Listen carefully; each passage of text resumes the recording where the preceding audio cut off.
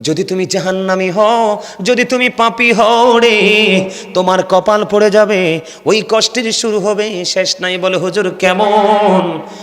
বন্ধু, কোরআন এসেছে জাক্কুম এমন একটা কাঁটাযুক্ত বিষাক্ত ফল, ওই বিষাক্ত ফলটা জাহান্নামীদের খাওয়ার জন্য বরাদ্দ করে দেওয়া হবে। বন্ধু, এটা এত বিষাক্ত জানো না? এটা যদি ওই হরিপুর বাজারের মধ্যে যদি একটা ফোঁটা পড়ে রে, বন্ধু, নারায়ণগঞ্জের জমিনে, ঢাকা নারায়ণগঞ্জ হরিপুরের জমিনে যদি একটা ফোঁটা পড়ে রে, বন্ধু, গোটা পৃথিবীর মাটি বন্ধু বিষাক্ত হয়ে যাবে।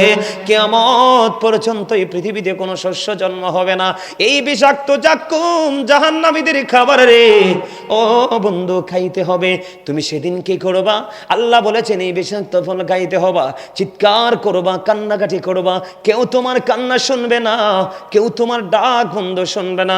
এখানে শুধু ক্ষান্ত নয়, এটা কোরআনে পেয়েছি বন্ধু খবর। এবার হাদিস শরীফের দিকে যখন নজর দিলাম, হাদিস শরীফের দিকে নজর দিয়ে দেখলাম আমার নবীজি জানিয়ে দিয়েছেন জাহান্নামীদের জন্য আরেকটা খাবার বন্ধু বরাদ্দ করা আছে, যেটার নাম হলো তিনাতুল খাবার। জোরে জোরে বলুন না নাউজুবিল্লাহ। কি খাবার? ইয়া রাসূলুল্লাহ, ইয়া হাবিবাল্লাহ, নবী গো, এই তিনাতুল খাবারটা কি গো নবী? আমার আপনার পানে নবী বন্ধু জানিয়ে দিয়েছেন এই তিনাতুল খাবারটা হলো আরেকটা জাহান্নামীর নিংড়ানো রক্তপুঞ্জ অথবা ঘাম। জুড়ে জুড়ে বলুন নাউজুবিল্লাহ। কত জঘন্য অবস্থা হবে বন্ধু। আমার দিকে তাকান, এই পৃথিবীর মানুষ কিছু খাবার খাক বা না খাক, কিন্তু বন্ধু পানি ছাড়া মানুষ বাঁচে না। কোনো প্রাণী, বৃক্ষ, তরুলতা বাঁচে না, বাঁচে? বন্ধুরে আমার, এই পৃথিবীর বুকে টিউবওয়েলের পানি, না হয় বন্ধু সাপ্লাইয়ের পানি, না হয় ফ্রিজের পানি, না হয় আইসক্রিম, আপনি যত ঠান্ডা চান এবং যত গরম প্রয়োজন সেটা দুইটাই আপনার আমার জন্য বরাদ্দ হয়ে যায়। কিন্তু বন্ধু ও পাঠ এত ভয়ঙ্কর হবে, আপনি যদি মুনাফিকের খাতায় যদি আপনার নাম ওঠে রে, আমার আল্লাহ জানিয়ে দিয়েছে ইন্নাল মুনাফিকিনা ফি দারকিল আসফালি মিনান নার। রাসূল বলেছেন believers love the prophet, hypocrites don't love the prophet. নবীজি বলেছেন ইমানদাররা আমি নবীকে ভালোবাসবে, মুনাফিকরা আমি নবীকে ভালোবাসবে না। আর জানা মুনাফিক, আমার আল্লাহ তাদের সম্পর্কে ওয়াজ করেছেন বন্ধু ইন্নাল মুনাফিকিনা ফি দারকিল আসফালি মিনান নার। আমার আল্লাহ ওয়াজ করেছে মুনাফিকরা জাহান্নামের একেবারে লোকাল প্লেস, নিকৃষ্ট জায়গায় থাকবে। জোরে জোরে কন্না নাউজুবিল্লাহ। ওই মানুষগুলোর জন্যই অভিশপ্ত খাবার। আপনার পানির তৃষ্ণা, পানির পিপাসায় বন্ধু আপনার কলিজা ছেদন হয়ে যাবে। আমার নবীজি জানিয়ে দিয়েছে রে, তোমরা প্রস্তুত থাকো, তোমরা নিজেদেরকে প্রস্তুত রাখো। যদি পাপী হও, তুমি যখন পানির তৃষ্ণা লাগবে রে, তোমার মাথা দিয়ে গরম পানি ঢেলে দেওয়া হবে। এত গরম, এটা মাথায় ডালতে দেরি বন্ধু পেটের মধ্যে ঢুকতে দেরি করবে না। পেটটার মধ্যে ঢুকতে দেরি রে, 2 রানের মধ্যে খান দিয়ে বন্ধু সব কিছু লিকুইড হয়ে বের হতে থাকবে। ওই যে বলেছিলা ইয়ামুতু, তুমি মরতে পারবা না। আল্লাহ বলেছেন ফিহা ওয়ালা ইয়াহইয়া, তুমি বাঁচতেও পারবা না। আল্লাহ বলেছেন ওয়াহুমান হাবিয়ু গাইবিন, তুমি ওখান থেকে পালাইতেও পারবা না। আল্লাহ বলেছেন people will not die that day, people will not be able to live that day, people will not be able to escape that day. বাঁচতে পারবা না, মরতে পারবা না, ওখান থেকে পালাতেও পারবা না। বন্ধু, তোমার জন্য জাক্কুম বরাদ্দ, তোমার জন্য তিনাতুল খাবার বরাদ্দ, উত্তপ্ত গরম পানি বরাদ্দ। আগুনের মধ্যে, মোমের মধ্যে আগুন লাগলে মোমের যেমন অবস্থা হয়, বরফের মধ্যে পানি লাগলে বরফ যেমন অস্তিত্ব হারিয়ে ফেলে, ঠিক বন্ধু পাপীদের ওই পানি লাগতে দেরি, মোমের মতো গুলো গুলো 2 রানের মধ্যখান দিয়ে বের হতে থাকবে। কান্নাকাটি করবে, চিৎকার করবে, হাহাকার করবে, আকাশ বাতাস বন্ধু পুরো ভারী হয়ে যাবে। তুমি কি করবে করবে, তুমি কি করবে? তুমি না বলবা? এখন আপনারা আমাকে মনে মনে বলতে পারেন, হুজুর আপনি তো একটু আগে বললেন যে আল্লাহ বলেছে আমাদেরকে সুন্দর করে বানিয়েছে, আল্লাহ বলেছে আমাদেরকে আল্লাহর মন মতো করে বানিয়েছে। হুজুর যদি মন মতো করে বানিয়ে থাকে গো, এত কঠোরতার মানে কি? কেন গো তিনাতুল খাবাল বরাদ্দ? কেন গো জাকুম বরাদ্দ? কেন উত্তপ্ত গরম পানি বরাদ্দ? নবীজি বলেছে জাহান্নামীদের সবচেয়ে কম আযাব হলো বন্ধু আগুনের এক জোড়া জুতা, আগুনের এক জোড়া জুতা পরিয়ে দিবে। বিয়ে বাড়িতে যেমনি গোস্তের পাতিল উতরায়, ঈদের দিনে যেইভাবে প্রত্যেকটা মুসলমানের ঘরে ঘরে টকবক টকবক করে গোস্ত উতরায়, গরুর গোস্ত যেইভাবে উতরায় বন্ধু, তার চাইতে ভয়ঙ্কর ভাবে তার মাথার মগজ বন্ধু উতরাইতে থাকবে। ওই যে বলেছি বাঁচতে পারবা না, মরতে পারবা না, পালাতে পারবা না, কান্নাকাটি করবে, পাগল পাড়া হয়ে যাবে, কেউ তোমাকে সাহায্য করতে আসবে না। সেটার কারণ কি আমি তোমাদেরকে একটু পরে বলবো। আমার নবীজি বলে দিয়েছে এই পৃথিবীর আগুনের মতো নয়, পানি যে তোমাকে গরম দেওয়া হবে। আবু হুরায়রা রাদিয়াল্লাহু তাআলা আনহু থেকে হাদিস খানা বর্ণিত, আমার নবী আপনার নবী দু জাহানের বাদশা নবী রাহমাতাল লিল আলামিন নবী, তিনি বলে দিয়েছেন বন্ধু আল্লাহ জাহান্নামীদের জন্য আগুনকে 1000 বছর তাপ দিয়েছে, আগুনের রং হয়েছে বন্ধু লাল। আমার আল্লাহ কয় না না না, এই আগুনে হবে না, আগুন কি আরো 1000 বছর তাপ দিয়েছে বন্ধু, আগুনের রং হয়ে গেছে বন্ধু সাদা। আমার আল্লাহ বলে না না না, এই আগুনেও হবে না, আমার আল্লাহ আরো 1000 বছর তাপ দিয়েছে বন্ধু, আগুনের রং হয়ে গেছে কালো। এক এক করে 3000 বছর উত্তপ্ত করে আগুনকে বরাদ্দ করে রাখা হয়েছে, এই আগুন তোমাকে গিলে খাবে। সবচেয়ে বড় দুঃখজনক খবর হলো তুমি বাঁচতেও পারবা না, মরতেও পারবা না, ওখান থেকে পালাইতেও পারবা না বন্ধু। এখানে আরো বড় দুঃখের খবর, জাহান্নামীদের দুঃখের কোনো শেষ নাই বন্ধু। আপনাদেরকে গভীরভাবে খেয়াল করতে হবে, এই পৃথিবী থেকে চাঁদ মাত্র 1,40,000 মাইল দূরে। কত মাইল? 1,40,000 মাইল দূরে চাঁদ। 1969 সনে Neil Armstrong 50 lakh crore dollar ব্যয় করে 2 বন্ধুকে নিয়ে বন্ধু চাঁদের দেশে গিয়ে বিন্দু পরিমাণ বালুকণা নিয়ে ফিরে আসলেন। আর সূর্যটাই পৃথিবী থেকে 9,13,00,000 মতান্তরে 30 লক্ষ মাইল দূরে। বোঝেন আমি কি বলি? সূর্যটা পৃথিবী থেকে 9,13,00,000 মাইল দূরে। সূর্যের আলো পৃথিবীতে আসতে সময় লাগে মাত্র 8 মিনিট 20 সেকেন্ড। প্রতি সেকেন্ডে 1,86,000 মাইল বেগে পৃথিবীর দিকে ছুটে আসে। এই সূর্যের তাপ অনেক আবরণ ভেদ করে মাথায় লাগে, সইতে পারি না। যারা পাপী হবে কাল হাসুরের ময়দানে তাদের মাথার উপর বন্ধু সূর্যটা থাকবে। ও বন্ধু সূর্যের তাপে এতটা উত্তপ্ত হবে, এত তাপ হবে, ডিরেক্টলি সেদিন তাপ লাগবে, ঘেমে যাবে, গামের মধ্যে দুর্গন্ধ হবে, চিৎকার করবে। ও বন্ধু তার জন্য দুর্বিষহ হয়ে উঠবে সেই পরিবেশ। কিন্তু বাঁচতে পারবা না, মরতে পারবা না, পালাতে পারবা না।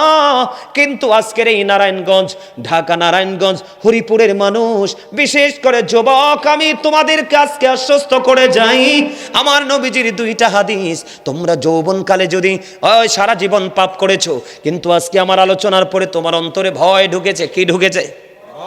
কথা বলে না, আরো জোরে। আমার আলোচনার পরে আপনাদের অন্তরে কি ঢুকেছে? ভয় ঢুকেছে। আপনি যদি আজকের পর থেকে যদি আপনি সিদ্ধান্ত নেন যে হুজুর আমি আমার জীবনে আর কোনোদিন অন্যায় করব না, তাহলে আল্লাহ বলেছেন এই যে ভয়ের কারণে আল্লাহ ওয়াজ করতেছেন, O believers you fear me, আল্লাহ ইমানদারদেরকে ডেকে বলে তোমরা আমাকে ভয় করো। আল্লাহ তোমাকে ভয় করলে লাভটা হবে কি? আমার আল্লাহ বলেছেন আল্লাহ উইল ফরগিভ ইউ, আল্লাহ আমাদের সমস্ত জীবনের গুনাহগুলি মাফ করে দিবে।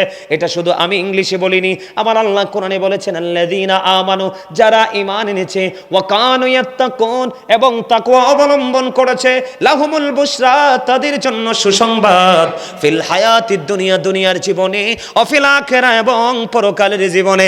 জোরে জোরে বলেন না সুবহানাল্লাহ।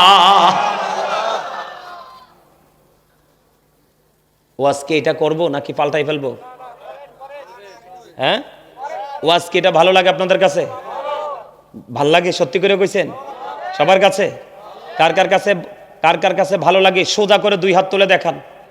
এইভাবে একদম সোজা করে, একবারে সোজা সোজা, একবারে সোজা। নারায়ে তাকবীর, নারায়ে রিসালাত। হাত নামান। সুন্দর হইছে না? কথা কয় না? সবাই রাজি আছে আমার ওয়াজে? মামা কি কোন? আপনি রাজি আছেন নি? আলহামদুলিল্লাহ বলেন। আরো জোরে, আরো মহব্বতে। এই ওয়াজটা আমি মনে করি বর্তমান সময় বেশি দরকার। চাচা কি বলেন? বেশি দরকার না? কারণ আমাদের ছেলেরা ধ্বংস হয়ে গেছে। আমি বর্তমান সময় যুবকদেরকে নিয়ে আতঙ্কিত। আমি বর্তমান সময়ের বর্তমান প্রেক্ষাপটের যুবকদেরকে নিয়ে আমি কি বলবো, শঙ্কিত। তার কারণ আমাদের যুবকরা, বেঈমান যুবকরা সত্যিকার রিয়েল শিখে শিখে আমরা মুসলমানদেরকে গায়েল করার চেষ্টা করতে। আপনারা বলেন ফিলিস্তিনের মুসলমানকে কি ইহুদি যুবকরা মারতেছে না? বিভিন্ন লেবাসে মারতেছে না? আমরা মুসলমানরা সব জায়গায় মাইর খাই। তার কারণ হলো আমরা আল্লাহ আল্লাহ রাসূলের দেখানো পথে চলি, এই জন্য আমাদের এই অবস্থা।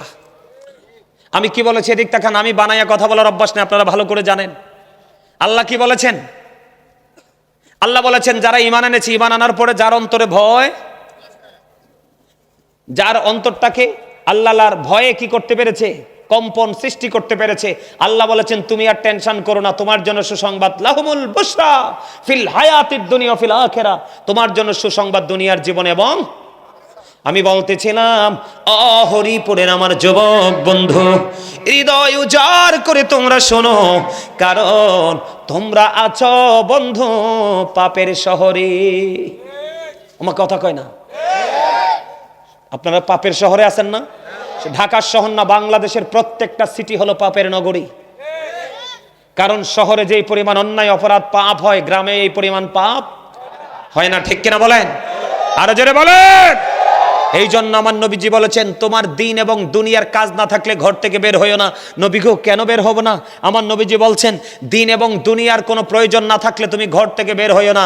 কারণ ঘর থেকে যদি অপ্রয়োজনে বের হও, তোমার সর্বপ্রথম যে অপরাধ হবে সেটা হলো চোখের জিনা। কিসের জিনা? কিসের জিনা? আপনার জিনা যখন চোখের হবে তখন অটোমেটিক্যালি সেই জিনার পাওয়ার কিন্তু কলবে চলে আসবে। তখনই কিন্তু মানুষের দ্বারা নফসের দুষ্টামি, নোংরামি, পাপ কাজ শুরু হয়ে। আমি বলে দিতে চাই রে যুবক, আজকের আলোচনার পরে যদি তোমরা মনে মনে চিন্তা করতে পারো, মনটাকে স্থির করে যদি ডিসাইড করতে পারো গো যে হুজুর আমার জীবনে আমি কত অন্যায় করেছি, আমার জীবনে আমি কত অপরাধ করেছি, এই অপরাধ কিভাবে মুক্তি পাবো গো, আমি তোমাদের জন্য বন্ধু বলে দিতে চাই, খেয়াল করে শোনো। আমার নবীজি বলে দিয়েছেন তোমরা যদি ভয় ভীতি তোমার হৃদয়ের মধ্যে যদি তুমি জমা করে চলতে পারো রে, আমার নবীজি যুবকদের জন্য চমৎকার মেসেজ দিয়েছেন। আমি দুইটা মেসেজ তোমাদেরকে শোনাবো। আমার নবীজি বলেছেন, হাদিস শরীফের মধ্যে এসেছে, আল হাসান ওয়াল হুসাইন সাইয়্যিদু শাবাবি আহলিল জান্নাহ। আমার নবীজি বলেছেন Imam Hasan and Hussain are the leader of younger people in Jannah. আমার নবী, আপনার নবী, তু জাহানের বাদশা নবী, তিনি বলেছি ও ঢাকা, নারায়ণগঞ্জ, হরিপুরের যুবক, আমি হৃদয় থেকে বলছি রে বন্ধু, আমার নবী বলেছে তোমার টেনশন করতে হবে না, তোমার জন্য জান্নাতে লিডার হয়ে যাবে আমার নবীজির কলিজার টুকরা দুইটা, ইমাম হাসান হুসাইন, দুই ভাই। এখন বুড়া মানুষ মনে মনে চিন্তা করবে, কি করবে? বুড়া মানুষ মনে মনে চিন্তা করবে, বলে হুজুর আমরা কি বুড়া হইয়া ফালানি গেলাম? না না না, আপনারা বুড়া তো হইছেন এই দুনিয়ায়, আপনি যদি আল্লাহর প্রিয় হয়ে কবরে যান, আপনাকে একবারে তাগড়া জোয়ান বানাইয়া জান্নাতে ঢোকানো হবে। 30-35 বছরের জোয়ান, জোরে জোরে কন্যা সুবহানাল্লাহ। খবর মজা নি চাচা? মজা লাগে? লাগে? আলহামদুলিল্লাহ বলেন। আরে আল্লাহ রে, আলহামদুলিল্লাহ তো মজা হয় না, লবণ ছাড়া খাবারের মতন। এই আপনি সারা জীবন আলহামদুলিল্লাহ কইলে আপনাকে যে আল্লাহ নিয়ামত দিয়েছে সে শুকরগুজার করতে পারবেন? আপনাকে তো আল্লাহ শিয়াল বানাইতে পারতো, কুকুর বানাইতে পারতো, জঙ্গলের নিকৃষ্ট প্রাণী বানাইতে পারতো। আল্লাহর সমস্ত সৃষ্টির মধ্যে শ্রেষ্ঠ হলো মানুষ, সুবহানাল্লাহ কোন? এর মধ্যে শ্রেষ্ঠ হলো মুসলমান, সুবহানাল্লাহ বলেন না? আখির নবীর উম্মত আমরা দামি, আলহামদুলিল্লাহ তো চিল্লাই বলা দরকার। অল প্রেজ ইজ টু আল্লাহ, সমস্ত প্রশংসা আল্লাহর জন্য। লাভ ফর আল্লাহ, ভালোবাসাও, হেট ফর আল্লাহ, ঘৃণাও আল্লাহর জন্য। সুবহানাল্লাহ বলেন না কেন? আরো জোরে। আপনারা মনে মনে কননি যে হুজুর সুবহানাল্লাহ খালি কইতেই কয়। এই সুবহানাল্লাহ কইবেন আপনি আপনার নিজের জন্য। কার জন্য? আমার জন্য না, আপনার জন্য। কারণ আমি আপনাকে যা দিচ্ছি এটা আপনার নিজের জন্য দিচ্ছি। কারণ আল্লাহ আমাকে দায়িত্ব দিয়েছে, O believers save yourself and your families from the fire. আল্লাহ ইমানদারকে বলেছে তুমিও জাহান্নাম থেকে বাঁচো, তোমার পরিবারকেও বাঁচাও। আপনারা সবাই আমার পরিবারের একটা অংশ, কারণ আপনারা যেহেতু নবীর প্রেমিক, আখির নবীর উম্মত। সেই সুবাদে আমরা একজন আরেকজনের না, নাকি আমাদের মধ্যে দূরত্ব আছে? আমরা একে অপরের। যুবক, ওই যে আমি বলেছি আমার দিকে তাকাও, সূর্যটা 9,13,00,000 মাইল দূরে। সূর্যের আলো পৃথিবীতে আসতে সময় লাগে মাত্র 8 মিনিট 20 সেকেন্ড। অনেক আবরণ ভেদ করে বন্ধু সূর্যের কিরণ আপনার আমার কাছে আসে। হিট স্ট্রোকে অনেক মানুষ বন্ধু মারা যায়। যাই কি যায় না? এত দূর থেকে সূর্যের আলো আসে, সইতে পারি না। কাল হাসরের দিন এটা একেবারে সোয়া হাত উপরে থাকবে, গলে যাবে রে, বডি ঘামের মধ্যে ডুবে যাবে, দুর্গন্ধময় হয়ে যাবে বন্ধু পরিবেশ। তুমি কান্নাকাটি করবা, কিন্তু সেই দিনেও যুবকদের জন্য, আল্লাহ রাসূলের প্রেমিক যুবকদের জন্য সেই দিনেও আমার আল্লাহ নিয়ামত দিয়েছেন। সেই নিয়ামত হলো বন্ধু হাদিস শরীফের মধ্যে এসেছে, আপনার আমার প্রাণের নবী তিনি জানিয়ে দিয়েছে, তিনি বলে দিয়েছে, ও হরিপুরের যুবক তোমরা শোনো, আমার আল্লাহ কাল হাসরের ময়দানে আল্লাহর আরশের ছায়ার নিচে 7 শ্রেণীর মানুষের জায়গা দিবে। কয় শ্রেণীর? 7টা দলকে। কয়টা দল? বলে হুজুর আরশের নিচে কেন দিবে? আসমানের নিচে কি জায়গা হবে না? সেদিন তো আসমান থাকবেই না। আল্লাহ বলেছেন সূরা ইনফিতরের শুরুতে 30 পারা, আল্লাহ বলেছেন ইদাস সামাউ ফাতারাত وَإِذَا الْكَوَاكِبُ انتَثَرَتْ وَإِذَا الْبِحَارُ فُجِّرَتْ। আকাশ বন্ধু ভেঙ্গে চুরে যাবে, তারকাগুলো ঝরে ঝরে পড়বে, সমুদ্র উদ্বেলিত হয়ে যাবে। ও বন্ধু, সেই দিন আল্লাহর আরশের ছায়া ছাড়ার কোনো ছায়া থাকবে না। আমার আল্লাহ জানিয়ে দিয়েছে, রে বান্দা তোমরা টেনশন করো না। ওই সেই দিন যৌবনকালে তুমি আমল করেছো, যৌবনকালে তুমি আলেমদের সাথে প্রেম করেছো, যৌবনকালে তুমি বেশি বেশি করে তওবা করেছো, এই কাজ করতে করতে তুমি আল্লাহর প্রিয় হয়ে গেছো। আমার নবীজি জানিয়ে দিয়েছে তোমার জন্য এই 7টা দলের মধ্যে একটা দল থাকবে সেদিন আল্লাহ এবং আল্লাহর হাবিবের প্রেমিক যুবক। আরে জোরে, আরে জোরে। খবরটা খুব মজার না? আপনাদেরকে আমি আরেকটু মজা দেই, সহজে আপনারা আরো বেশি আশ্বস্ত হবেন আল্লাহ কতটা দয়ার সাগর সেটা বুঝতে পারবেন। শয়তান আল্লাহরে কয়, আল্লাহ আমি তোমার ওই বান্দাগুলোকে ওই পর্যন্ত ধোঁকা দিতে থাকবো যেই পর্যন্ত তার দেহে প্রাণ আছে। আমার আল্লাহ একটা ডাক দিয়ে বলে, শয়তান তুমিও শোনো, আমিও কথা দিলাম আমি আমার ওই বান্দাকে ওই পর্যন্ত ক্ষমা করতে থাকবো যেই পর্যন্ত তারা ক্ষমা চাইতেই থাকবে। জোরে জোরে বলেন না সুবহানাল্লাহ। বন্ধুরে আমার, তাহলে আমরা ক্ষমা চাইবো কিনা আল্লাহর কাছে? তওবা করবো কিনা? আপনি যদি তওবা করতে গিয়ে মাছের মাথার সমপরিমাণ একটা ফোঁটা চোখের পানি যদি আপনি ফালান, আমার নবীজি কথা দিয়েছে একটা ফোঁটা মাছের মাথার সমপরিমাণ একটা ফোঁটা চোখের পানি যদি তুমি পালাও, আমার আল্লাহ তোমার জন্য জান্নাত বরাদ্দ করে দিবে। এবার একটা ঘটনা বলি, ছোট্ট একটা হাদিস বন্ধু। জোহাইনা গোত্রের এক মহিলা ব্যভিচার করলেন, ব্যভিচারের মাধ্যমে তিনি সন্তান ধারণ করলেন। সন্তান ধারণ করার পরে ওই মহিলার বাবা কি করলেন, আমার নবীজির জামানায় আমার নবীজি ওই জোহাইনা গোত্রের ওই মহিলাটাকে আমার নবীজির কাছে নিয়ে গেলেন, বিস্তারিত সকল কিছু খুলে খুলে বললেন। বিস্তারিত সকল কিছু খুলে খুলে বলার কারণে আমার নবীজি বললেন, যাও যাও, বাবাকে বললেন খেয়াল করেন আমরা সবাই পাপী, আমি যদি বলি পাপীকে সবাই হাত তুলবো, কিন্তু নেকিকে বললে কেউ হাত তুলবো না, কারণ আমরা নিজেদেরকে এখনো নেককার বলে দাবি করতে পারি না। বাবা মেয়েটাকে নিয়ে আসলো, ইয়া রাসূলুল্লাহ আমার এই মেয়েটা ব্যভিচার করলো, ব্যভিচার করার পরে তার গর্ভে সন্তান চলে আসলো। আমার নবীজি দেখে বললেন, যাও যাও যাও, তুমি তোমার মেয়েটাকে তোমার বাড়ি নিয়ে যাও, ওই পর্যন্ত তাকে যত্ন সহকারে লালন পালন করতে থাকো। কি করতে থাকো? তাকে যত্ন সহকারে লালন পালন করতে থাকো। তুমি তাকে যখন সন্তান প্রসব করবে তখন এই মহিলাটাকে তুমি আমার কাছে নিয়ে আইসো। এই কথা যখন বললেন, এবার বাবা কি করলেন? মেয়েটাকে নিয়ে বাড়ি চলে গেলেন। মেয়েটাকে বন্ধু আদর যত্ন করে লালন পালন করে করে বন্ধু বড় দিন যখন ফুরিয়ে গেল, বাচ্চা যখন প্রসব করলো, করার পরে নবীজির কাছে নিয়ে আসলো। আসার পরে প্রাণের নবীজি গভীর খেয়াল, আপনি চিন্তা করবেন আল্লাহ রাব্বুল আলামিন বান্দার প্রতি কতটা দয়াময় বন্ধু। এবার মেয়েটাকে যখন নিয়ে আসলো, আনার পরে ওই মেয়েটাকে আমার নবীজি বললেন, তুমি গর্ত খনন করো। গর্ত খনন করার জন্য অর্ডার করলেন, গর্ত খনন করা হলো। এবার বললেন তার বডির কাপড় দিয়ে তাকে বেঁধে ফেলা হলো। বাঁধার পরে তাকে গর্তের মধ্যে ফালানো হলো। গর্তের মধ্যে ফালাইয়া পাথর নিক্ষেপ করতে শুরু করলো। পাথর নিক্ষেপ করতে করতে করতে করতে বন্ধু একটা সময় মহিলাটা ইন্তেকাল করলো। ইন্না লিল্লাহি ওয়া ইন্না ইলাইহি রাজিউন। এই গর্ত পাথর মারতে মারতে বন্ধু ওই মহিলাটা ইন্তেকাল করলো। মহিলাটা ইন্তেকাল করার পরে সকল সাহাবায়ে কেরাম টেনশনে পড়ে গেল। আমার নবীজির অর্ডারে তাকে পাথর মারা হলো। পাথর মারতে মারতে মারতে মারতে তাকে হত্যা করা হলো। এবার কে রে ওই মহিলার জানাজা পড়াবে? এটা একটা চিন্তার কথা কিনা বলে? কারণ নবীজি তো সামনে আছে। এখানে সমাধান একমাত্র আপনার আমার প্রাণের নবীজি দিবেন।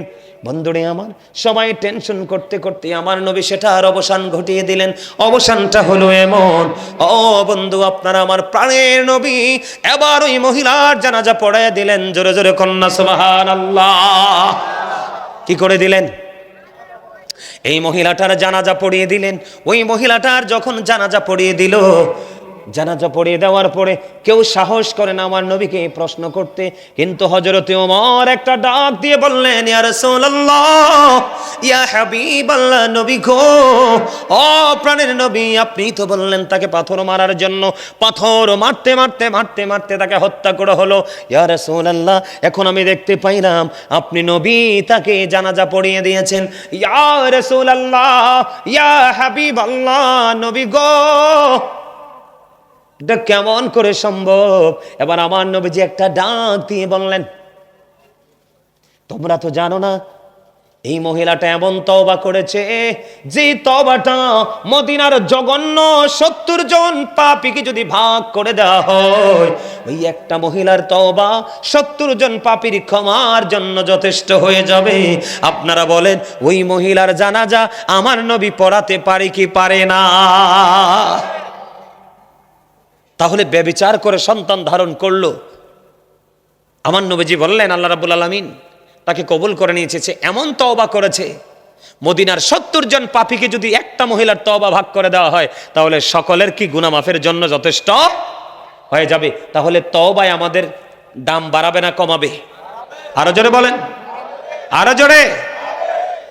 তাহলে আমরা অন্যায় করেছি, অপরাধ করেছি, অপরাধের জন্য আমরা কি করব? আল্লাহর কাছে ক্ষমা চাইব। আল্লাহর কাছে ক্ষমা চাইলে কি দাম কমে না বাড়ে?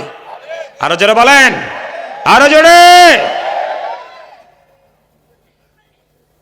আমি আরেকটা মজার খবর আপনাদেরকে শোনাই হাদিস শরীফ থেকে। এটি কিন্তু কানো কাল্পনিক গল্প বানানো নয় বন্ধু, হাদিস শরীফ। আমার দিকে তাকান, এইটা বলে আমি আরেকটা আলোচনা, ওই যে বলেছি বাস্তবতা নিয়ে আলোচনা করব, ওই বাস্তবতা নিয়ে আপনাদের সামনে বন্ধু আজকে আলোচনা করব। আরেকটা ওয়াজ করবনি তওবা নিয়ে, আরেকটু মজার জায়গা, খুব মধুর একটা হাদিস বন্ধু। একজন লোক 99টা খুন করছে। কয়টা? 99টা হত্যা খুন করার পরে একজন খ্রিস্টানের কাছে চলে গেল। তিনি একজন ধর্মযাজক ছিলেন। ওনার কাছে গেলেন, উনি বুজুর্গ ছিলেন। ওনার কাছে গিয়ে প্রশ্ন করলেন, আমি একটা একটা করে 99টা খুন করছি, আল্লাহ আমার অপরাধ ক্ষমা করবেন? উনি বললেন না। না বলতে দেরি, এবার কি করলেন তিনি? কেন না করলো? তাকেও সঙ্গে সঙ্গে হত্যা করে ফেলেছে। কয়টা হইছে? সমান সমান সমান সমান কয়টা হইছে? 100টা হইছে। 100টা হত্যা করার পরে এবার তিনি বন্ধু আরো বুজুর্গ খুঁজতেছেন। খুঁজতে খুঁজতে খুঁজতে খুঁজতে আল্লাহর একজন প্রিয় লোকের খবর পাইলেন। ওনার কাছে বিস্তারিত খুলে বললেন। খুলে বলার পরে এবার তিনি উত্তর দিয়ে দিলেন, অবশ্যই তোমার জন্য কত ক্ষমার দরজা খোলা আছে রে, কিন্তু এই ক্ষমাটা তোমাকে কেমন করে চাইতে হবে? তুমি যেখান থেকে এসেছো সেখানে আর ফিরে যেতে পারবা না, কারণ সেখানের মানুষগুলো খারাপ।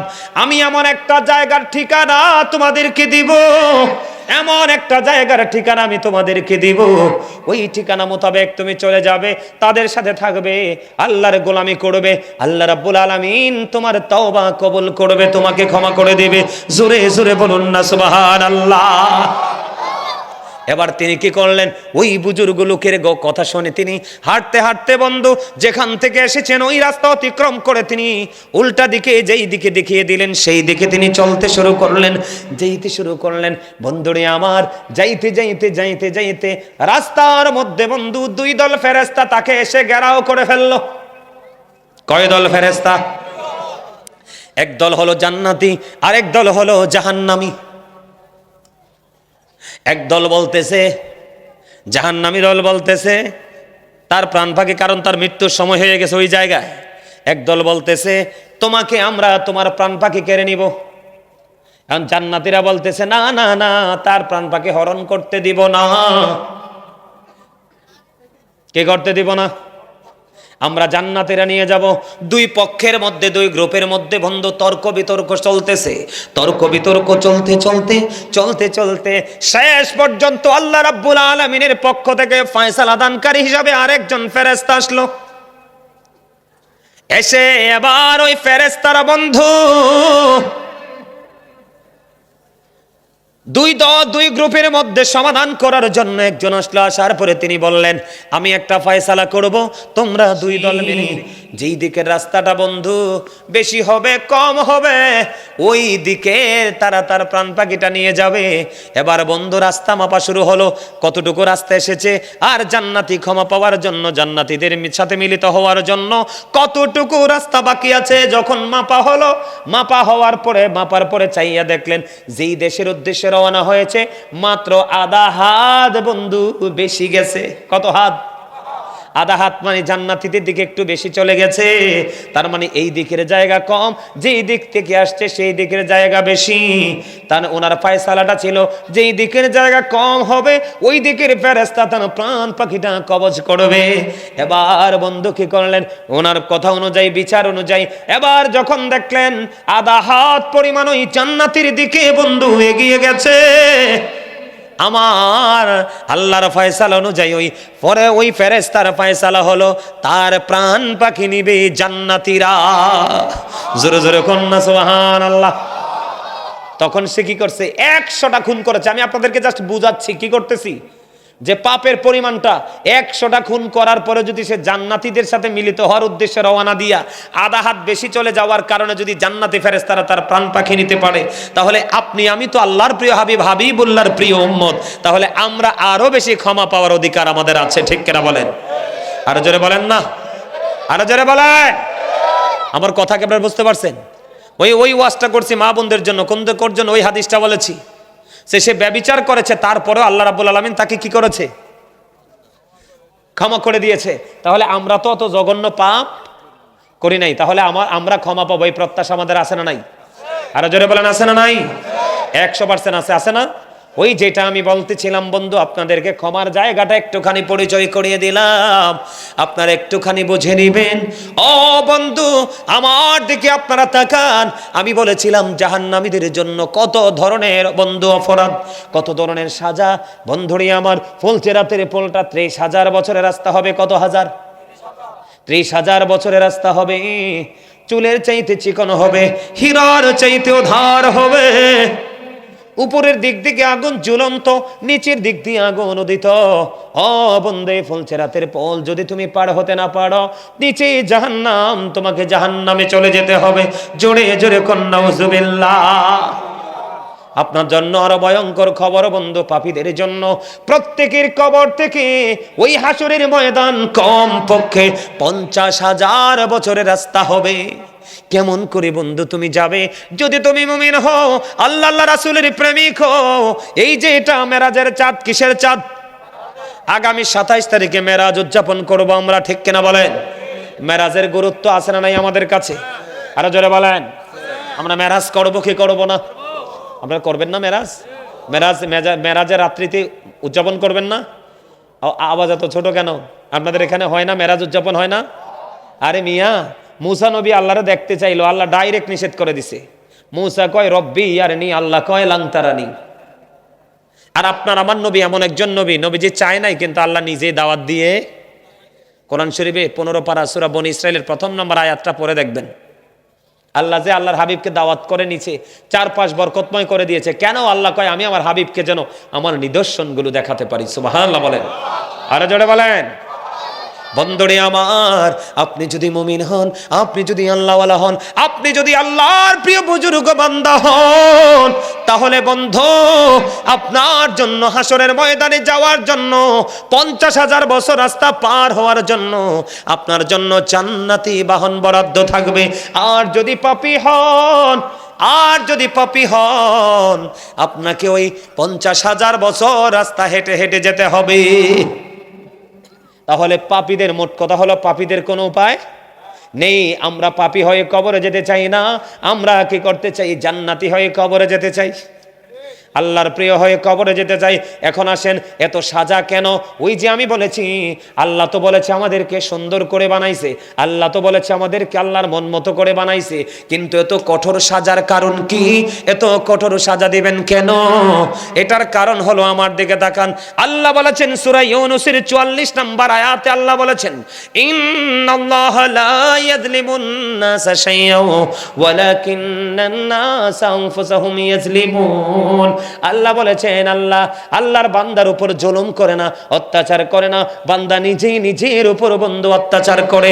জোরে জোরে কন্না নাউজুবিল্লাহ। আল্লাহ বলেছেন আল্লাহু লা ইউহিব্বুজ জালিমিন। আল্লাহ বলেছে আল্লাহর বান্দার উপর যারা জুলুম করে, নিজের উপর নিজে, আল্লাহ জালেমদেরকে পছন্দ করে না, ভালোবাসে না। আল্লাহ বলেছেন ওমালিজ জালিমিনা মিন আনসার। জালেমরা যখন বিপদে পড়ে যায়, আল্লাহ তাদের জন্য কোনো সাহায্যকারীও রাখে নাই। জোরে জোরে কন্না নাউজুবিল্লাহ। তাহলে দোষ, অপরাধের জন্য আমরা দোষ কাউকে দিতে পারি না, নিজের দায় নিজেকে নিতে। কি লাভ হবে আমি অন্যজনকে দোষে, সব পেয়েছি আমি আমার আপন কর্ম দোষে, ঠিক কিনা বলেন? তাহলে আমরা জাহান্নাম থেকে বাঁচতে চাই কি চাই না? যদি বাঁচতে চাই, আমি আমার আলোচনায় ঢুকতে চাই, বাস্তবতায় ঢুকতে চাই। আমার নবী কি উত্তম চরিত্র ছিল না? এটা বিশ্বাস করেন সবাই? সবাই সবাই বিশ্বাস করেন? আপনি যারা বিশ্বাস করেন না তাদেরকে বলি, কোরআন শরীফের 29 পারা সূরা কলাম খুলে দেখবেন, আল্লাহ বলেছেন ওয়া ইন্নাকা লাআলা খুলুকিন আযীম। আল্লাহু আকবার বলেন। আমার রাসূল ছিলেন উত্তম চরিত্রের অধিকারী। জোরে জোরে কন্না সুবহানাল্লাহ। শুধু উত্তম চরিত্রের অধিকারী ছিলেন না, তিনি ছিলেন শ্রেষ্ঠ ট্রুথফুল। আলহামদুলিল্লাহ বলেন, আরো জোরে বলেন আলহামদুলিল্লাহ। এই আমার নবীজির কথাগুলো আপনাদের বিশ্বাস 100% হয়তো। এখন কিন্তু অনেকেই কাছে থেকে বলে হয়, দূরে গেলে মানে না। কিন্তু নবীজি যে সত্যবাদী, নবীজির কথার মধ্যে যে বিন্দু পরিমাণ কোনো গলদ নাই, এটা আপনার এটাকে ইনসিওর করেছে কারা? বেঈমান কাফেরেরা। কারা? আরো যারা বলেন কারা?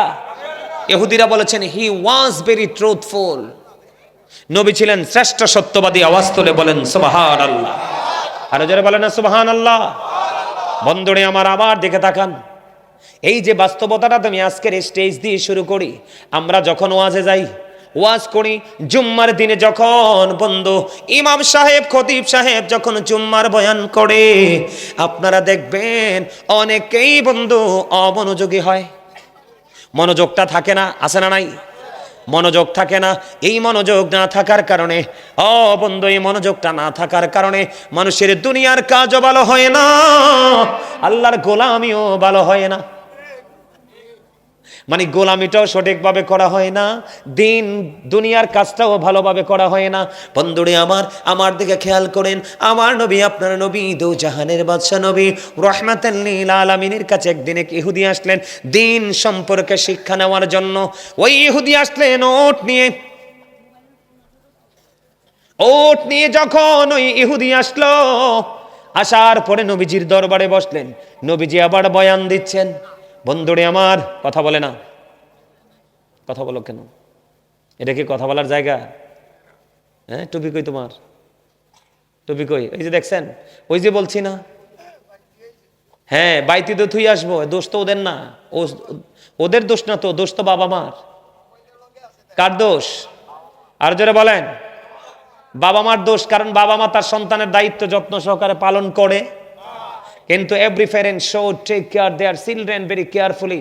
প্রত্যেকটা পিতামাতার উচিত তাদের সন্তানের দায়িত্ব যত্ন সহকারে পালন করা। আর আমরা সন্তান হিসাবে we should Obi our parents. আমাদের প্রত্যেকের উচিত আমাদের পিতামাতাকে মান্য। বাবা মা যদি সঠিক শিক্ষাটা দিত, তাহলে কিন্তু ছেলেটার পকেটে যেমনি মোবাইলটা আছে, তেমনি কিন্তু টুপিটাও থাকতো। মোবাইল থাকে কিন্তু টুপি থাকে, এটা আমাদের জন্য মুসলমান হিসেবে অত্যন্ত লজ্জাজনক বিষয়। কি বিষয়? অত্যন্ত লজ্জাজনক বিষয়। আমার দিকে তাকান, আমি আমার যে মূল আজকের আলোচনা, আমি সেই দিকে বন্ধ যাইতে চাই। আমার নবী, আপনার নবী, দু জাহানের বাদশা নবী রাহমাতুল লিল আলামিন, তিনি বন্ধু জানিয়ে দিয়েছেন। আমার দিকে তাকান, এক ইহুদি আসলেন আমার নবীজির কাছে দ্বীনের শিক্ষা নেওয়ার জন্য। এবার ইহুদি আসলেন একটা ওট নিয়ে। আমার নবীজির সামনে যখন বসলেন, বসার পরে নবীজি বন্ধু দ্বীনের সম্পর্কে দাওয়াত দিচ্ছে। কিন্তু নবীজি যে কথাগুলো বলছে, ওই কথাগুলোর মধ্যে বন্ধু ওই ইহুদির মন নাই। ইহুদি কি করতেছেন? একবার নবীজির দিকে তাকায়, আর একবার বন্ধু তার ছাড়া ওটের দিকে তাকায়, একবার আমার নবীজির দিকে তাকায়, আর একবার বন্ধু ছাড়া, একবার আমার নবীজির দিকে তাকায়, আর একবার বন্ধু ওই ছাড়া ওটের দিকে তাকায়। নবীজি দেখতে পাইলেন যে তার আমার দিকেও তার খেয়াল, তার ওঠের দিকেও খেয়াল, একসাথে দুই দিকে খেয়াল করার কারণে বন্ধু তার দ্বীনের সম্পর্কে শিক্ষাটা হচ্ছে। এবার আমার নবীজি তাকে ধমক দিলেন না, তার প্রতি বিরক্ত হলেন না, তার প্রতি রাগান্বিত হলেন না। আমার নবীজি একটা ডাক দিয়ে বললেন, তুমি তোমার ওই ওটটাকে বেঁধে আসো। কি করে আসো? এখানে বাস্তবতাকে নবী মূল্যায়ন করেছে কিনা? বলে হুজুর বাস্তবতা কোনটা? বাস্তবতা হলো বন্ধু ওই মরুচারীদের জন্য গুরুত্বপূর্ণ অর্থনৈতিক ভূমিকা রাখত বন্ধু লালুট। এই মরুচারীদের জন্য গুরুত্বপূর্ণ সম্পদ ছিল বন্ধু ওট। এই জন্য আমার নবী তার সম্পদকে সুরক্ষিত করতে বলেছেন। তার কারণ হলো ওটটা ছাড়া ছিল, ওটটা ছেড়ে দিলে এইটা যদি মনের অজান্তে অন্য কোনো গন্তব্যে, অজানা গন্তব্যে চলে যায়, এই জন্য আমার নবীজি বলেছেন তুমি তোমার সম্পদকেও সুরক্ষিত করো এবং তুমি তোমার দিন সম্পর্কে যে শিক্ষা নিতে এসেছো, তুমি শিক্ষাটাও নিয়ে যাও। পরে ওই ইহুদি বন্ধু ওটটাকে বেঁধে পড়ে নবীজির বক্তব্য শুনলেন। জুড়ে জুড়ে কন্যা সুবহানাল্লাহ। আজকে যে আপনি জান্নাতের বাগানে এসেছেন, এটার সাথে এক্সাম্পল হলো এই মাহফিল বছরে একবার হবে।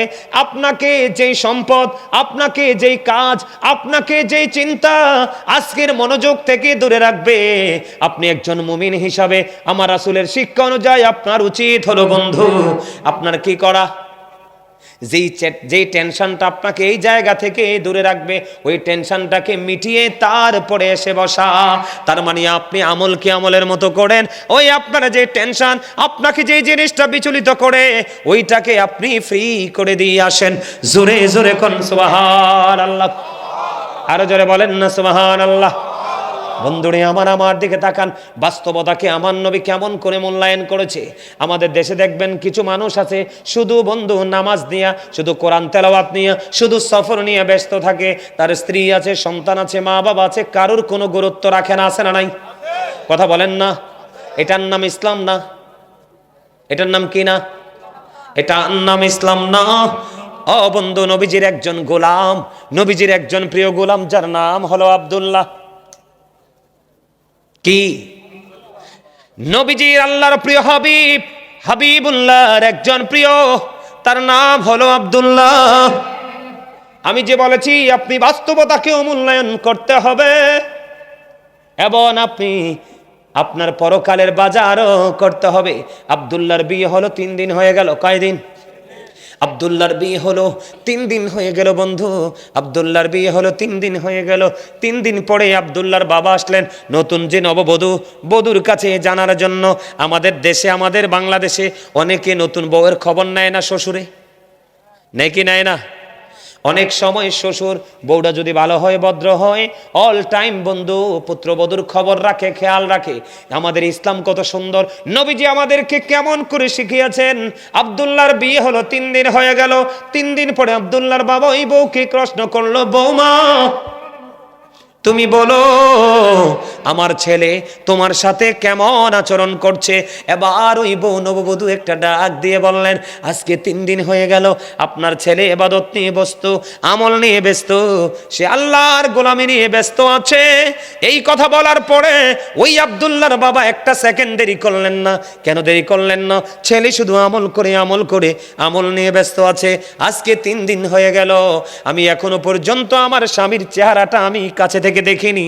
এই কথা বলতে দেরি ও বন্ধু আব্দুল্লাহর বাবা আবার বিচার নিয়ে গেলেন প্রাণের নবীর কাছে।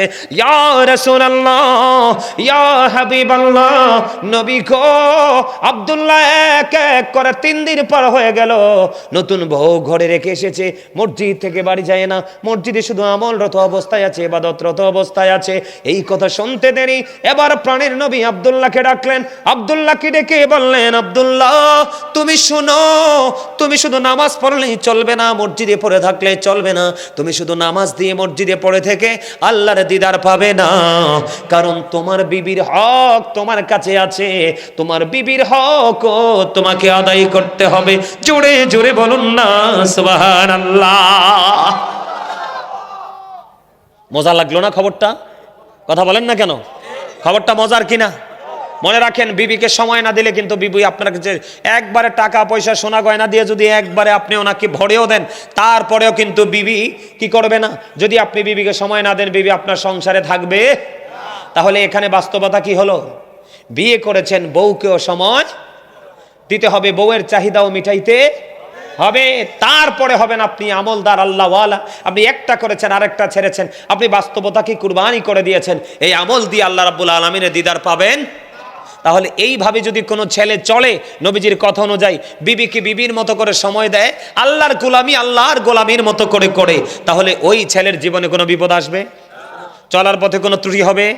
ঘরে কোনো সংসারে কোনো অশান্তি আসবে?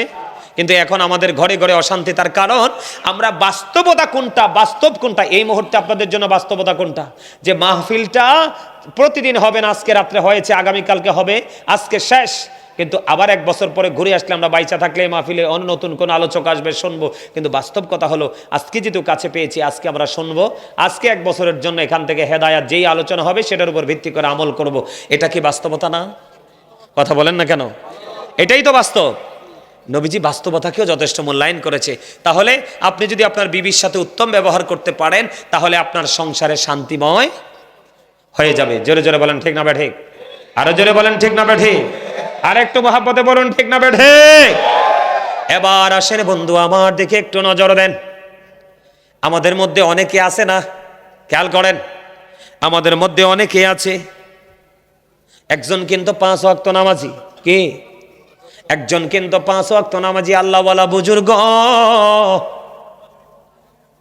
সে শুধু নামাজ পড়ে ইবাদত করে, কিন্তু অর্থনৈতিক চাকা ঘোরানোর জন্য তার কোনো টেনশনই নাই।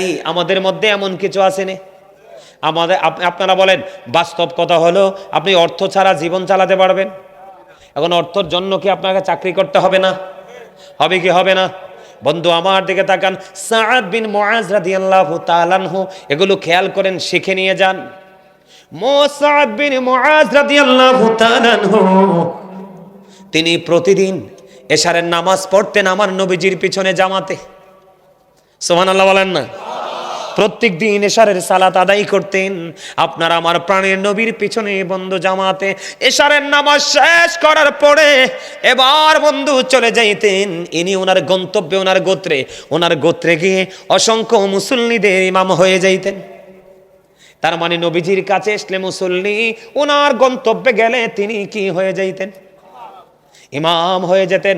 কিন্তু তিনি যখন এশারের নামাজ পড়াতেন বন্ধু, অনেক লম্বা কেরাত দিয়ে তিনি নামাজ পড়াতেন, অনেক লম্বা কেরাত দিয়ে তিনি নামাজ পড়াতেন। তিনি যখন লম্বা কেরাত দিয়ে নামাজ পড়াতেন, একদিন একজন মুসল্লি ওনার এই লম্বা কেরাত পড়ার কারণে, একদিন এই ব্যক্তি খেজুর বাগানের মালিক, কিন্তু উনি লম্বা কেরাত দিয়ে নামাজ পড়ানোর কারণে ওনার খেজুর বাগানে পানি সময় মতো দিতে ব্যাঘাত ঘটত। তখন ওই খেজুর বাগানের মালিক তিনি কি করলেন? সময় মতো তিনি দেরি হওয়ার কারণে সময় মতো খেজুর বাগানে পানি দিতে হবে, এই জন্য তিনি জামাত ছেড়ে দিয়ে একাকী নামাজ পড়ে তিনি খেজুর বাগানে নামাজ পানি দিতে চলে গেলেন। গভীরভাবে খেয়াল করেন, আমাদের মধ্যে যদি এই মানসিকতা থাকে, এই চিন্তাধারা থাকে, জীবনে কোনোদিন আপনার আমার মধ্যে কোনো বিপর্যয় আসবে না, বিপদ আসবে না। প্রত্যেকটা জায়গায় আপনি পারফেক্ট একজন মানুষ হিসাবে নিজেকে দাঁড় করাতে পারবেন। বিষয়টা বুঝতে পারছেন নি? সাদ বিন মুআজ নবীজির পিছনে মুসল্লি, নিজের গোত্রে এসে এশারের জামাতের ইমাম, কিন্তু তিনি যখন নামাজে দাঁড়াতেন লম্বা কেরাত দিয়ে তিনি নামাজ পড়াতেন। তিনি যখন লম্বা কেরাত দিয়ে নামাজ পড়াতেন, একদিন একজন খেজুর বাগানের মালিক লম্বা কেরাত দিয়ে নামাজ পড়ানোর কারণে তিনি কি করলেন? এবার বন্ধু ছেড়ে দিয়ে এখান থেকে চলে গেলেন খেজুর বাগানে, নামাজ পড়লেন না, একা একা নামাজ পড়ে চলে গেলেন। বন্ধুই বিচার চলে গেল প্রাণীর নবীজির কাছে। আমার নবীজির কাছে যখন বিচার গেল, নবীজি যখন জানতে পারলেন, জানতে পারার পরে এবার ওই ইমাম সাহেবকে নবীজি ডাকলেন, তার মানে সাদ বিন মুআজকে ডাকলেন। তুমি এশারের জামাত তুমি লম্বা চূড়া দিয়ে পড়িও না, অথবা নবীজি বললেন বড় যখন কোন জামাতের ইমাম হয়ে যাবে তুমি অনেক লম্বা কেরাত দিয়ে তুমি নামাজ পড়িও না, ছোট্ট ছোট্ট সূরা দিয়ে তুমি নামাজ পড়াইও, কারণ এটার মধ্যে অসুস্থ মানুষ থাকতে পারে। পারে কি পারে না বলেন না? অসুস্থ মানুষ, বিভিন্ন সমস্যার সম্মুখীন মানুষ থাকতে পারে কি পারে না? যেটা তার লম্বা কেরাতের কারণে তার ব্যাঘাত হতে পারে, সমস্যা হতে পারে। যেমন ওই খেজুর বাগানের মালিক তার পিছনে জামাত ছেড়ে দিয়ে খেজুর বাগানে চলে গেল। আমার নবীজি জানিয়ে দিলেন, লম্বা জামাত যখন তুমি পড়াবে, ছোট্ট ছোট্ট সূরা দিয়ে তুমি নামাজ পড়াবে। তার কারণে এখানে বাস্তবতা হলো, এখানে বন্ধু বড় বাস্তবতা হলো, যে অসুস্থ মানুষ আছে এটাই চরম সত্য। অনেকে লম্বা সময় দাঁড়ায় থাকতে পারে না, এটাও সত্য। অনেকের বন্ধু যে বিশেষ জরুরি কাজ আছে, 2 মিনিট দেরি হলে সে কাজটা করতে পারবে না, এটাও সত্য। যেমন ধরেন আপনাদের নারায়ণগঞ্জ থেকে, ধরেন যাত্রাবাড়ি থেকে আপনি গাড়িতে উঠবেন কুমিল্লাতে, কে কথা বলেন না কেন? আপনি নামাজটা লম্বা করার কারণে বাস, ট্রেন অথবা টিকিট, বিমান আপনি মিস করেছেন, এইরকম জরুরি মুসল্লি থাকতে পারে কি পারে না? এক্সাম্পলটা হলো ওই খেজুর বাগানের মালিক। দেখেন আমার নবীজি কেমন ভাবে আমাদেরকে শিক্ষা দিয়েছেন, কেমন ভাবে আমাদেরকে জীবন গঠন করতে বলেছেন। আমার নবীজি ইমাম সাহেবকে ডাকলেন, তুমি লম্বা করে নামাজ পড়িও না, ছোট্ট ছোট্ট সূরা দিয়ে নামাজ পড়াও, কারণ অনেক সমস্যার সম্মুখীন মানুষ থাকতে পারে। এটার কারণ হলো বন্ধু, আপনি যদি খেজুর বাগানের মালিকেরটা ধরেন, আমার নবীজি জানিয়ে দিয়েছে নামাজ যেমন মুমিনের জন্য ইবাদত, ও বন্ধু খেজুর বাগানে পানি দিয়ে খেজুর ফলানো এটাও মুমিনের জন্য বড় ইবাদত। বাস্তব কথা হলো, আপনার অর্থনৈতিক চাহিদা যদি পূরণ করতে হয় সম্পদ লাগবে, খেজুর একটা অন্যতম গুরুত্বপূর্ণ সম্পদ। কথা কয় না কেন? আপনার শারীরিক এনার্জির জন্য গুরুত্বপূর্ণ ভূমিকা রাখে খেজুর। রাখে কে রাখে না বলেন? রাখে কে রাখে না? এবং বর্তমান সময়ে বাংলাদেশের জন্য খেজুর একটা সোনার হরিণ। গরিব মানুষ দেখবেন খেজুর কিনে খেতে পারে না, এই জন্য নবীজি বলেছেন তুমি শুধু নামাজ লম্বা করে পড়লেই চলবে না, তোমাকে জীবন জীবিকা উপার্জন করতে হবে। এই জন্য তুমি নামাজকে নামাজের মতো করে পড়ো, অর্থ উপার্জনের জন্য অর্থ উপার্জনের পয়সালাটাও তুমি সেই মতোই করো। জোরে জোরে বলুন না সুবহানাল্লাহ। আপনাদের কাছে ভালো লাগেনি? হ্যাঁ, এ কথাগুলো জেনে রাখার দরকার নেই? আরো জোরে বলেন না, জেনে রাখার দরকার না? তাহলে আমরা কি করো? নবীজি এখান থেকে কি শিক্ষা দিল? তুমি ব্যবসা করো, কি করো? সময় মতো ব্যবসা করো, সময় মতো নামাজ পড়ো।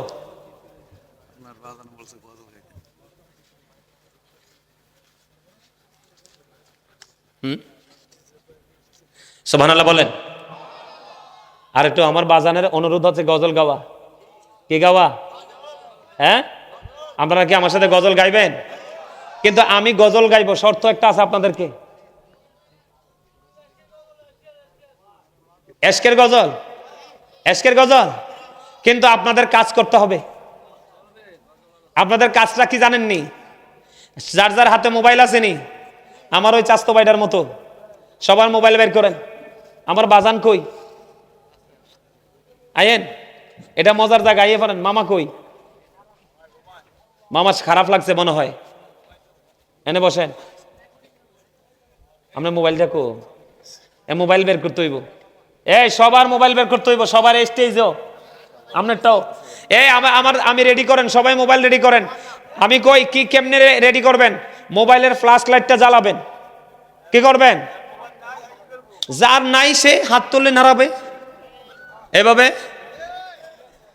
আপনি হাত তুলতে রাজি না? রাজি? এর লাগি আপনি প্রশ্নটা করছেন, বুঝছি। এই কাজ হলো কি? গজল একটা না কয়েকটা গাইলামু, এক লগে কয়েকটা গাইলামু। সবাই ফ্ল্যাশ লাইট কি করতে হবে? জ্বালাইতে হবে এবং হাত তুলতে হবে, এভাবে এভাবে নাড়াইতে হবে। পারবেন? সবাই সবাই, নাইলে গজল গামো না। সবাই ঠিক আছে তো? কেউ কিন্তু হাত নিচে রাখবেন না। যদি হাত নিচে রাখেন তাহলে আপনি কৃপণ। কি? কৃপণকে কিন্তু আল্লাহ পছন্দ পছন্দ। এই যে দেখছেন কয়েকজন খুলে ফেলছে, যার যার আছে বের করেন ভাই না প্লিজ, আমি একটা গজল গাইব। এই যে এইভাবে আমার মতো এইভাবে সুন্দর করে সুন্দর করে। হৃদয়ের গভীরে রেখেছি জাড়ে নূর নবীরে, আমার প্রিয় নবীরে, নূর নবীরে। আপনাদের অনেকের হাত দিক উঠে রাখছেন, ব্যাপার কি? ওই সময় যেভাবে সোজা করে হাত তুলছেন, সব আটটি দাঁড়াইবো, সব আটটি। এই যে আবার সুন্দর হয়েছে, আরো দূর, আরো আরো আরো আরো একবারে ইয়ার মতো, মৌমাছির মতো থাকতে হবে সোজা করে। হৃদয়ের গভীরে রেখেছি জাড়ে নূর নবীরে, আমার প্রিয় নবীরে, নূর নবীরে, আমার প্রিয় নবীরে। হৃদয়ের গভীরে রেখেছি জাড়ে নূর নবীরে, আমার প্রিয় নবীরে, নূর নবীরে, আমার প্রিয় নবীরে।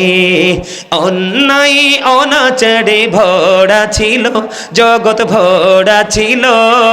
দয়াল নবী মায়ার নবী এসে সবই দৌড় করিল। দয়াল নবী মায়ার নবী এসে সবই দৌড় করিল। এমন নবীর শানমান কি করে করি বয়ান, এমন নবীর শানমান কি করে করি বয়ান। সেই নবীকে ভালোবাসি মনে প্রাণে রে, নূর নবীরে, আমার প্রিয় নবীরে, নূর নবীরে, আমার প্রিয় নবীরে। হৃদয়ের গভীরে রেখেছি জাড়ে নূর নবীরে, আমার প্রিয় নবীরে, নূর নবীরে। সবাই বলেন না, হৃদয়ের গভীরে রেখেছি জাড়ে নূর নবীরে, আমার প্রিয় নবীরে, নূর নবীরে, আমার প্রিয় নবীরে। অন্যায় অনাচারে ভরা ছিল জগৎ, ভরা ছিল। দয়াল নবী মায়ার নবী এসে সবই দৌড় করিল।